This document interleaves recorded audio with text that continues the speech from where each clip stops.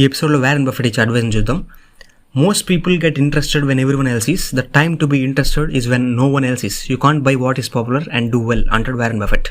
ఒక స్టాక్ బాగా పాపులర్ అయిపోయిన తర్వాత, దాని స్టాక్స్ ప్రైస్ బాగా పెరిగిపోయిన తర్వాత, ఆ టైంలో పాపులర్గా ఉన్నప్పుడు కొంటే దాంట్లో పెద్ద రిటర్న్ రాదు, చిన్న తక్కువ వస్తుంది, ఆర్ఎల్స్ లాస్ వచ్చేదానికి ఛాన్స్ ఉంటుంది.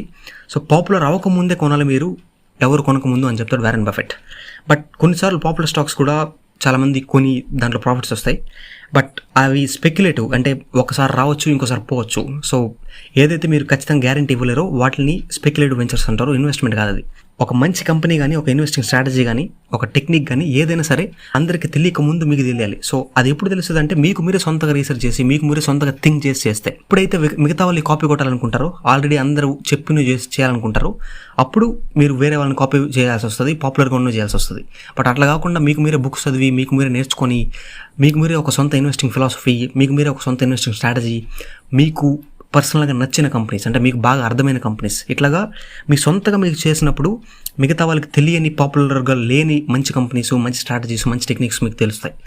సో ఎలా కొనాలి పాపులర్ కంపెనీస్ ఇలాగా అనేది నేను ఆల్రెడీ ఒక వీడియో చేస్తున్నాను. ఫ్యూచర్లో కూడా అలాంటి స్ట్రాటజీస్ మీద వీడియో చేస్తాను. నేను చేసిన వీడియో లింక్ కింద కామెంట్ సెక్షన్లో ఇస్తాను, ఎండ్ స్క్రీన్లో కూడా వస్తుంది. You know that you control me. Guilty self-affliction. Prey on me when I'm lonely.